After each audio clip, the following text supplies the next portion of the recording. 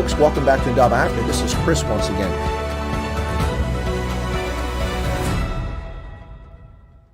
Hey folks, welcome back. It's Friday, June the 4th, 2021 on a lekker Freitagabend. It's still Freitag noon here for us.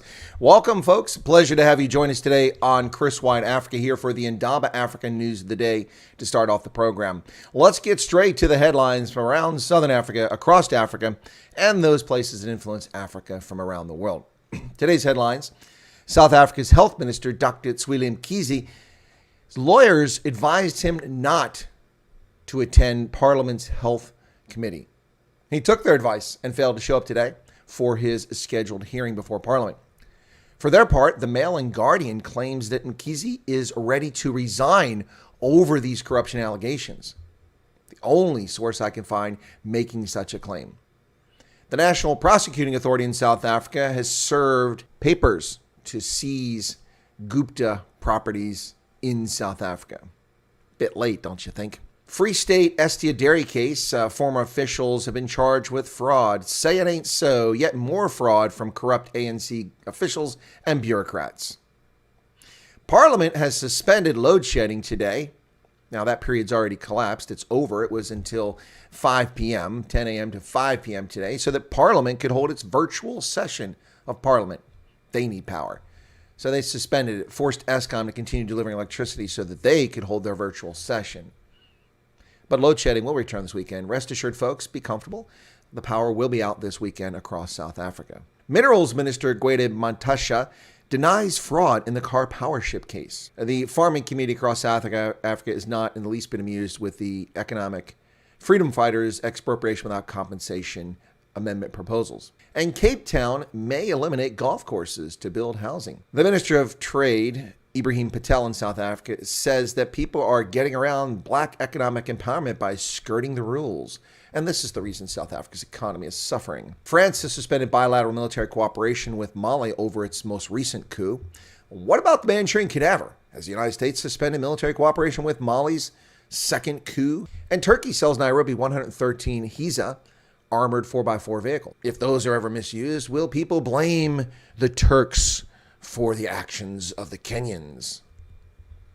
ArcelorMittal, the French-Indian massive, world's largest producer of steel, and has operations in Liberia, has donated $40,000 to the JFK hospital in Monrovia.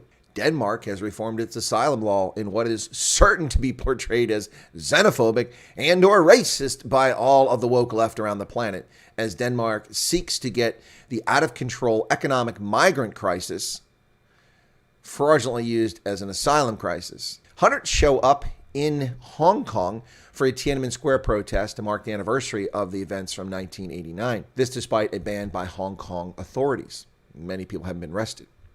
The United Kingdom's Rishi Sunak is all giddy over the prospect of harmonization of corporate theft. That's correct. The G7 are looking to set an established corporate tax rate across all jurisdictions. Never mind the fact that some countries don't pilfer from their citizens, use money wisely, and therefore don't need to take more money out of the pockets of corporations to create hundreds of millions of jobs.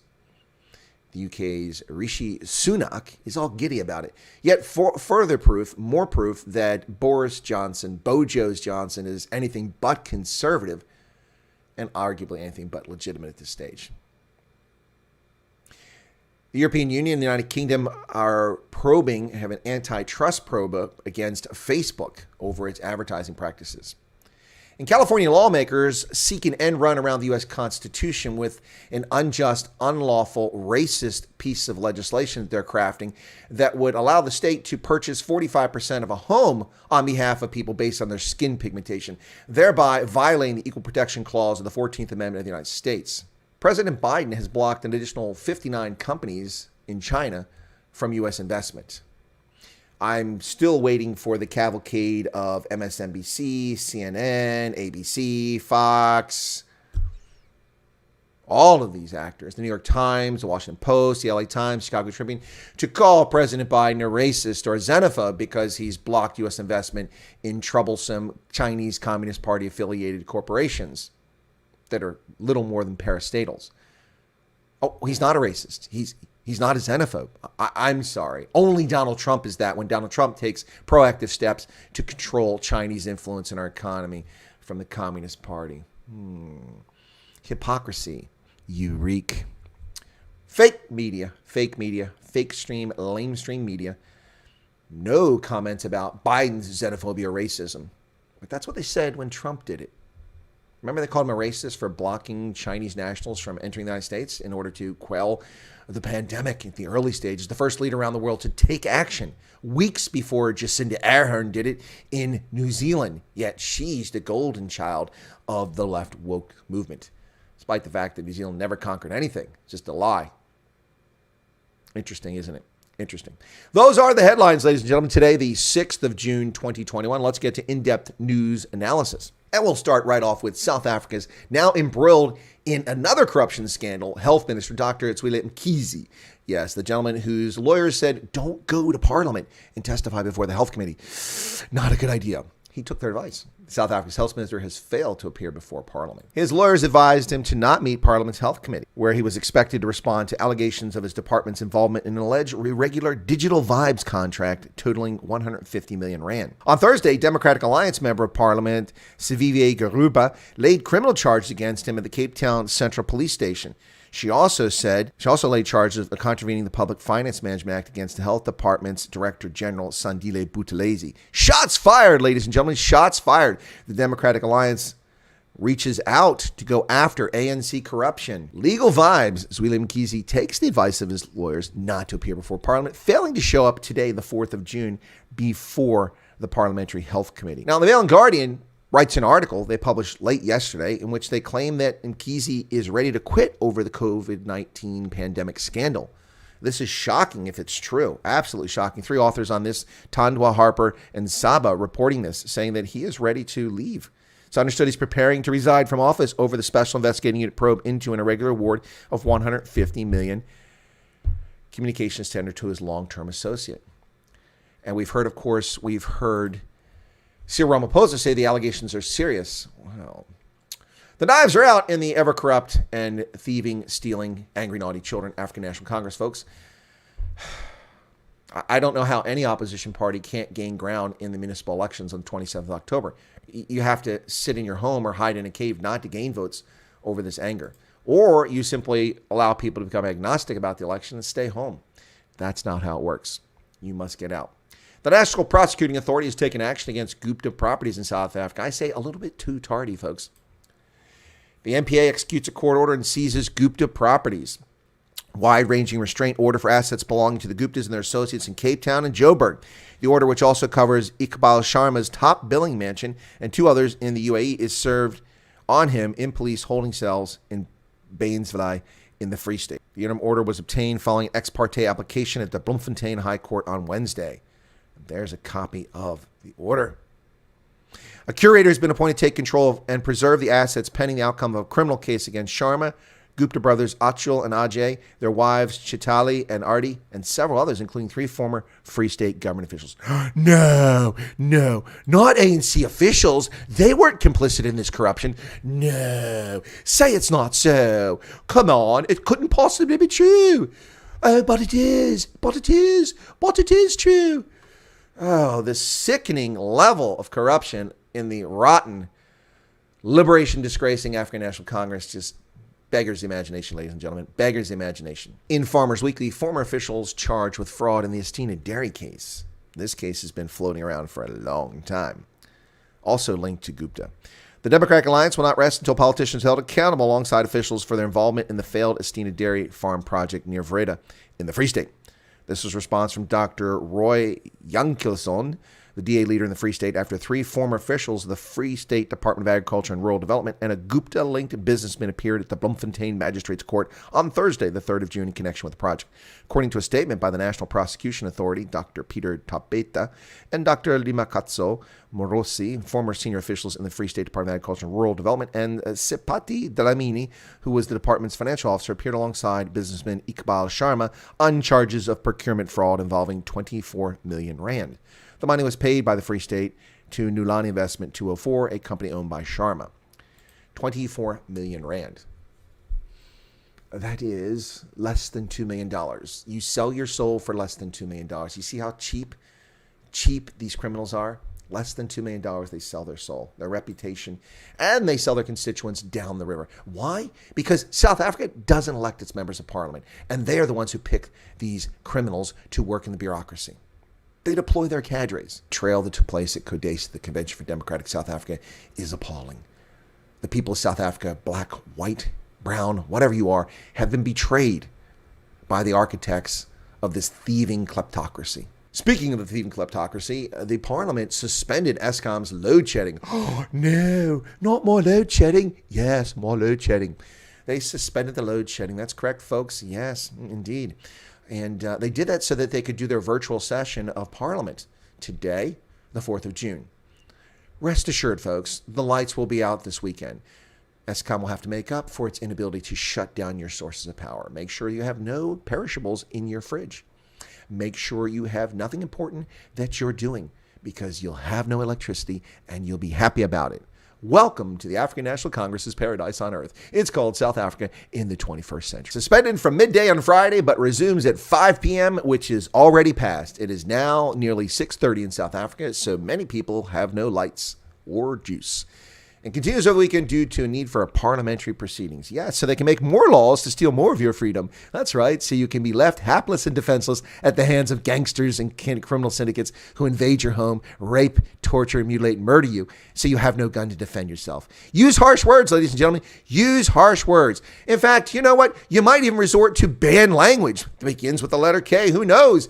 That might be your only weapon to stop these gangsters who invade your home. Oh, you're assuming that I meant that all the gangsters must be of certain pigmentation. Nope, I'm just saying if all you have, the only weapon is harsh words, use harsh words. South Africa's minerals minister, Gwede Mantashe, is denying allegation corruption in the car power ship scandal that's unfolding, which is very interesting in its own right. Gwede Mantashe, South Africa's mineral and energy resources minister, and the two most senior officials in the department denied corruption in court papers responding to allegations by a losing bidder in a power tender. Director General Thabo Mokoena confirmed that he and his deputy met Aldworth Mbalati, executive director of DNG Energy, at Cream Restaurant in Pretoria in November, but denied they tried to secure a bribe. Mantashe denied allegations by Mbalati that the business associate and relative of the minister tried to interfere in the process of awarding contracts. Well, I live by the standard that innocent until proven guilty. But honestly, folks, how many ANC officials accused of corruption have actually been innocent? Please identify one official that's been falsely tarred with corruption in the African National Congress in living memory. I can't recall any of them. Every single one of them has been guilty that's been accused. That doesn't mean that Mantashe is guilty, but boy, it's a bad track record. We shall see what comes out of this case as time rolls forward. Commercial farmers across South Africa are not amused with the economic freedom fighters' efforts to undermine the Constitution and amend Section 25 with the expropriation without compensation amendment, which should be dead. It should be over. We should not be having this conversation. Their deadline was the 31st of May to reach an agreement. The ANC and the EFF could not reach an agreement because they differed on terms, although apparently they're very close. So this should be a moot conversation. In order for this topic to come again, legally, under the law, it must be reintroduced as another amendment in the parliament. But that's not going to happen because the rule of law doesn't prevail in South Africa. Several farmers' organizations have voiced grave concern about controversial additional proposals regarding the expropriation of land without compensation that were presented to the ad hoc committee on the amendment of Section 25. Following bilateral discussions between the ANC and EFF, the ANC presented further amendments to the revised draft on the committee on Monday, the 31st of May, which was the deadline. The EFF's proposal entailed the deletion of the reference to the court's role in the proposed amendment. The EFF also proposed the entire subsection 3, which makes provision for compensation for expropriation, be scrapped. Other proposals entailed removal of the 1913 cutoff date for land restitution claims and removing the requirement that nil compensation need to be sanctioned by a court process. Now, that is the most egregious of all of the proposed amendments. Not 1913, it's 1910. That's when South Africa was created. So 1913 is when the Native Lands Act came into effect, but began being the racist legislation that isolated populations from owning land. This is an egregious thing to make land claims valid at any point in history. So do the Khoi and San and their descendants amongst the colored population of South Africa get to own all the land in South Africa? No, this is a move for the state to own land, which means corrupt officials to own the land, to use it to punish and reward. This is the death of South Africa, this idiocy. And it's not just about land, folks. It's about property. I've been telling you that for ages. It's about property and cowing the political opposition, which is what the real goal is here. Well, let's hear some encouraging news after all of this corruption we've talked about, after all this bad news in South Africa. Hey, car sales are up in South Africa. Shocking news, that is. Car sales increased. South Africa's new car sales rebounded in May. Bit of news there. Nice to hear. New car sales rebounded in May after falling sharply in April, a month hampered by holidays. Data from the Automotive Business Council showed this week. It's a tentative sign that low interest rates are lending some support to the economic recovery, but sales still remain below March levels. Well, that's because South Africa's economy is imploding, and probably the only cars being bought are by the very wealthy or people who've been robbed and need to replace their cars. Yeah, that's a bit of tongue-in-cheek if anyone took that seriously. Cape Town is considering scrapping golf courses in the city to build housing, in a controversial discussion about this topic. Southern suburbs golf clubs may be turned into housing according to city documents. This article in the Daily Maverick. Activists welcome a possible change of policy, although officials say no decision has yet been reached. Parts of the King David Mowbray golf course and the Rondebosch golf course may be turned into housing. That's according to the city of Cape Town's draft integrated spatial development framework for the Table Bay District and Southern District. Two golf clubs are located adjacent to each other on city-owned land, and they're close to schools, hospitals, and within reach of the city center. Although the golf clubs occupy a total of 94 hectares of land, the city has only identified portions of the Mowbray golf course outside floodline and about 7 hectares of the Rondebosch course for social housing development in its Table Bay and Southern District plans. So the Democratic Alliance, which controls Cape Town, wants to put low-income, poverty-enforced housing next to golf courses.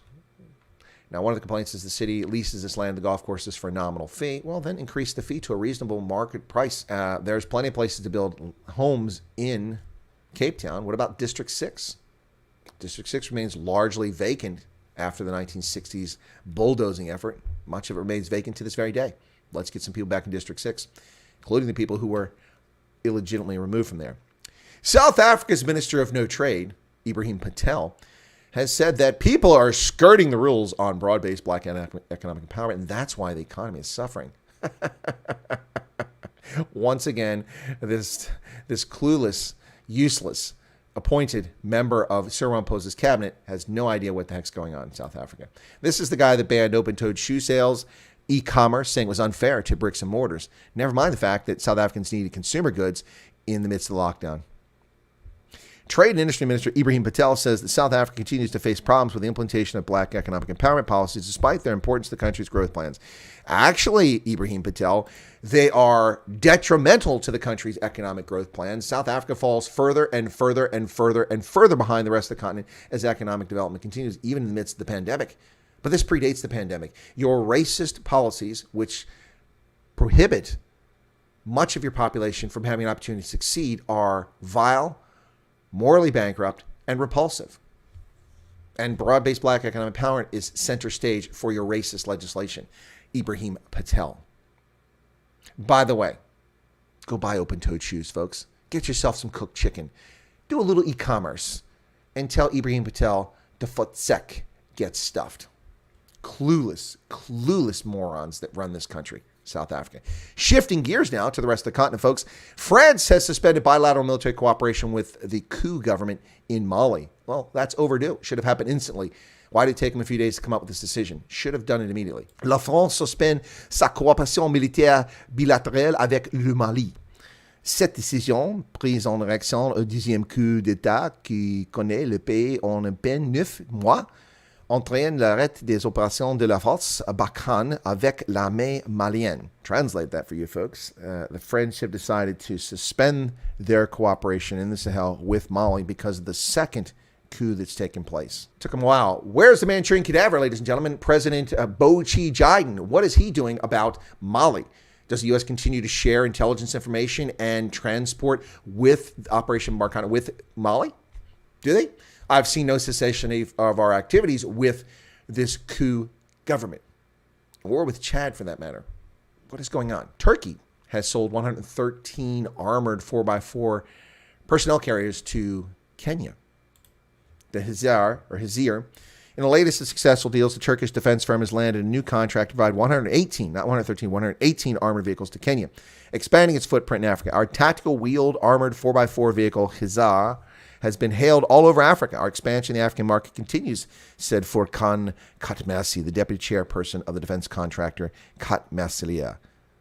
Gee, I wonder if it's named after his family. The company was cited as telling Anadolu Agency, a Turkish press bureau, that the new armored vehicle will be unveiled alongside new military Turkish vehicle that is never seen before at the 15th International Defense Industry Fair in Istanbul in August. 118.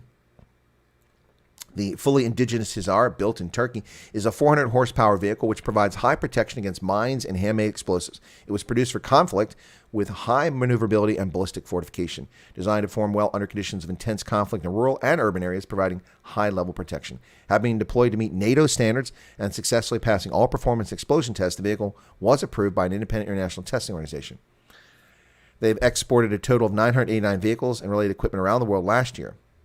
Kenya Defense Forces spokesman Zipporah Kioko said in January that the country is focused on ensuring the survivability of its troops deployed in the fight against al-Shabaab, thus the need to procure the 118 high-performance armored personnel carriers. It is true that forces participating in the AMISOM mission in Somalia have been a disadvantage because of the bizarre situation between the United Nations and it not providing material and repair support for vehicles because countries there don't have certificates of origin or title deed to many of these vehicles. Why? Because other actors like the United States have purchased vehicles on their behalf, like Uganda. So when they go to the UN to get reimbursed for repairs after a mine blows a wheel off or blows an axle off, the UN sits there and puts its hands in the air and goes, well, you don't own it. We can't repair it. Ludicrous, idiotic, bureaucratic nonsense from the United Nations. And it has undermined the AMISOM mission for well over a decade now. It needs to stop. Frankly, it needs to stop.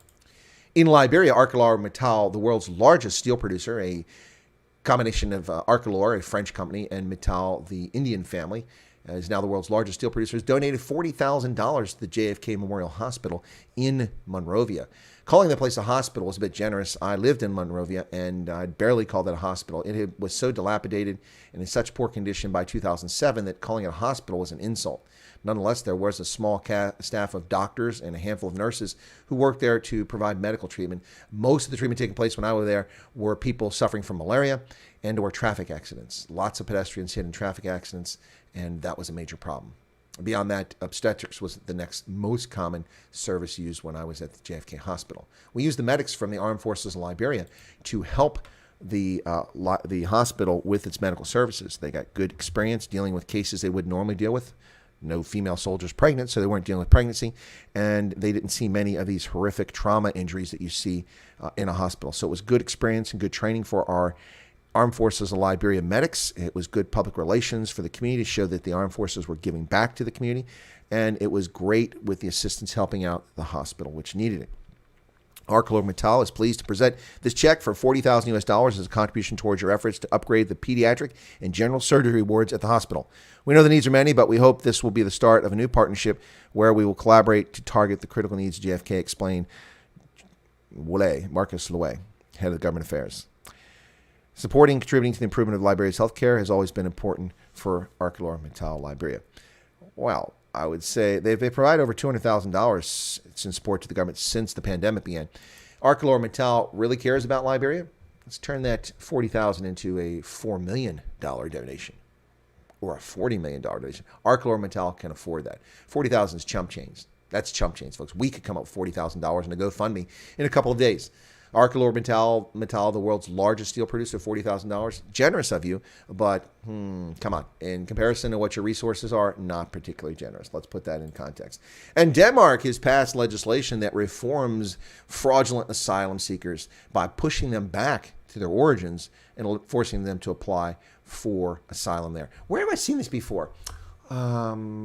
Oh, that's right, the Trumpster. Donald Trump refusing to allow fraudulent asylum seekers come to America. Less than 10% of those who apply for asylum actually gain asylum because most of them are simply lying economic migrants who seek a better life. And I don't begrudge people a better life, but that doesn't gain you access to a country. That's not a legitimate reason to enter a country.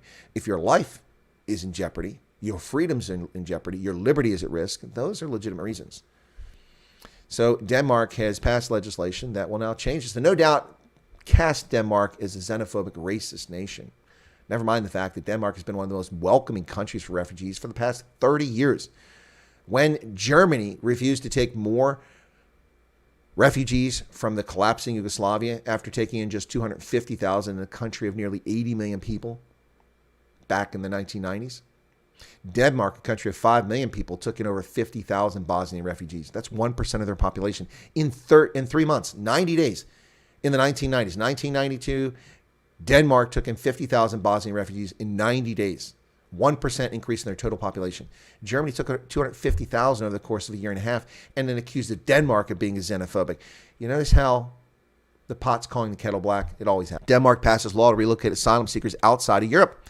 The UN opposed bill for fear it would erode refugees' rights and encourage other EU states. No one's rights are being refused. No one's being violated. There is an international standard. Our sovereignty has been violated by fraudulent asylum seekers. Denmark has passed a law enabling it to process asylum seekers outside of Europe, drawing anger from human rights advocates, the UN, European Commission. Who cares? Politicians in the wealthy Scandinavian nation, they had to throw that in. The leftist Guardian has to call them a wealthy Scandinavian nation, which has gained notoriety for its hardline immigration policies over the last decade, passed the law with 70 votes in favor, 24 against. Legislation will complicate the EU's efforts to overhaul Europe's fragmented migration and asylum rules, an extremely divisive subject within the bloc. Well, here's the problem. Once again, for those who don't know, the European Union is trying to usurp the sovereignty of the member states. What was supposed to be an economic trading bloc to reduce trade barriers and a financial union to increase efficiency and make the bloc much more effective on the global stage has become an experiment in robbing sovereignty. Hence Brexit.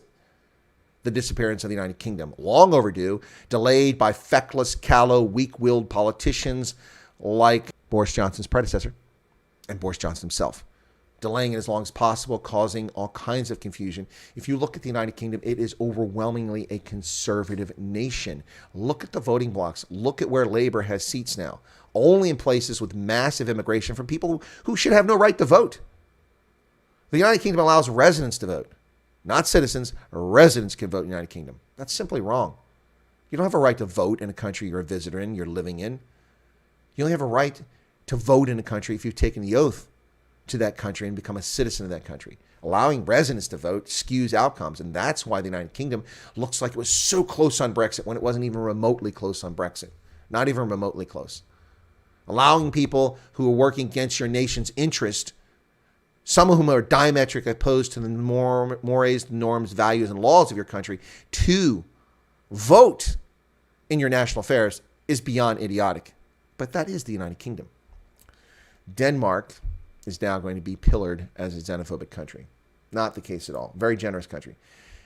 In Hong Kong, hundreds showed up and rocked up in a park to mark the tragic anniversary of Tiananmen Square, despite the fact that authorities announced that it was forbidden and would arrest people, which they did. Hundreds show up around Hong Kong Park despite vigil ban. Hundreds of people gathered near a Hong Kong park on Friday despite a ban on the annual candlelight vigil remembering China's deadly crackdown in Beijing's Tiananmen Square and the arrest earlier today of an organizer for previous vigils. Hong Kong police banned the vigil for a second straight year, citing the pandemic social distancing restrictions, although there have been no local cases in the semi-autonomous Chinese city for more than 6 weeks. Interesting, isn't it? Closed off large parts of Victoria Park, the venue of past vigils, in the city's popular Causeway Bay shopping district, and warned people not to participate in unauthorized assemblies, which carry a penalty up to 5 years in jail. 5 years in jail for assembling to speak your mind or to make a statement. This is not legitimate governance. This is abuse. This is oppression. This is totalitarian fascism, like you see in the United Kingdom and Australia. What happened in Australia? Anybody see what happened to Avi Yemeni? We'll not talk about that on this platform, but check out Avi Yemeni, what happened to him. We received a letter last night from the police.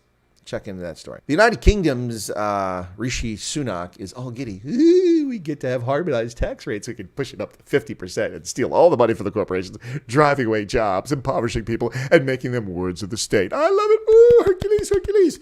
Yes, well done. And you see this very telling photo of Rishi Sunak with the Manchurian Cadaver's body double. This is the Manchurian Cadaver's body double. Janet Yellen, looking very much dapper like Bochi Biden. Bochi Jiden. Looks a lot like that. She's a body double for Bochi. Look at that. Body double. Britain's Chancellor of the Exchequer, Rishi Sunak, meets with U.S. Treasury Secretary and famous body double for Joe Biden, Janet Yellen. on Thursday, the 3rd of June. Britain said the world was relying on gathering of some of the richest nations to agree to reforms to outdated global tax rules, as finance ministers from a group of 7 started a 2-day meeting in London to steal from all the rest of us. The gathering, chaired by British Finance Minister Rishi Sunak, is the first time the ministers have met face-to-face since the start of the hysteria. Rich nations have struggled for years to agree on a way to raise more tax from large multinational companies such as Google, Facebook, and Amazon, which often book profits in jurisdictions where they pay little or no tax. U.S. President Joe Biden's willingness to raise taxes on large businesses now creates more of a chance of an international consensus than under his predecessor, Donald Trump, and the need to repair public finances makes it more pressing. No, the way you fix public finances, you quit spending money you don't have. Whoa, there's a concept. There's a concept. Stop stealing from us and burying us in debt. That's how you fix public finances. Stop giving money out to people based on their skin pigmentation. That's ludicrous. Stop allowing your borders to be invaded endlessly by people who are economic migrants, straining your social system, demanding services, taking service away from citizens and legal residents. That's how you fix things. Make people make their own broke-ass countries work properly. That's how you fix things in public finance, not stealing more money from corporations. Jabba the Zuck faces a probe from the European Union and the United Kingdom. Investigations into classified ad service marketplace ramp up regulatory scrutiny on the company in Europe. Look at that. Jabba the Zuck. Jabba the Zuck. One of the most clueless. He looks like an alien, doesn't he? He really does look like an alien there. Those bulging eyes. European Union and UK opened formal antitrust investigations into Facebook classified ads service marketplace, ramping up regulatory scrutiny for the company in Europe. Both the European Commission, the EU's top antitrust enforcer, and the UK's Competition and Markets Authority said Friday they're investigating whether Facebook repurposes data it gathers from advertisers who buy ads in order to give illegal advantages to its own services, including its marketplace online flea market. Ooh, shots fired against Facebook. What will come of this? In California, legislators are seeking to make an end run around the U.S. Constitution, denying Americans equal protection under the Constitution. This appears in the 14th Amendment, which appeared in our Constitution after the end of the Civil War, ensuring by constitutional decree that all Americans would receive equal treatment before the law. But we don't. We don't. This country has systemic racism. Yes, it does. BLM, you heard me. I agree with you. We have systemic racism. It's called affirmative action, which denies people opportunity based on their skin pigmentation. It's vile, it's racist, it's morally repugnant, and it is illegal. It violates the Constitution and the Equal Protection Clause, as does this effort to use the state and your tax dollars, not mine, I'm not a California resident, your tax dollars, to purchase 45% of a home for people who are black so they can buy homes. That way they only have to pay 55% of the cost. What the hell is this all about? That's not equal protection. That's not legitimate. These people have lost their minds. California needs the San Andreas Fault to erupt so it can just slide off into the Pacific. Democrat-controlled California legislators crafted a proposal that would see the state purchase up to 45% of a home in order to make it more affordable to black residents as part of an overall reparations package. But critics see lots of regulatory problems down the road for owners. I'm sorry. Was California a slaveholding state? I don't think so. Proposal one of several being considered by 9-member reparations committee formed via legislation from now to soon to be recalled Democratic useless feckless moron Governor Gavin Newsom. They met for the first time this week. The 9-member task force will draft an apology to black Californians and recommend ways the state can make up for discriminatory practices, which include issuing direct payments to the descendants of enslaved people or passing laws to close racial disparities, the outlet reported. It might mean free college to African Americans, said State Senator Stephen Bradford of Gardenia. It might mean zero down payment for first-time African American homeowners.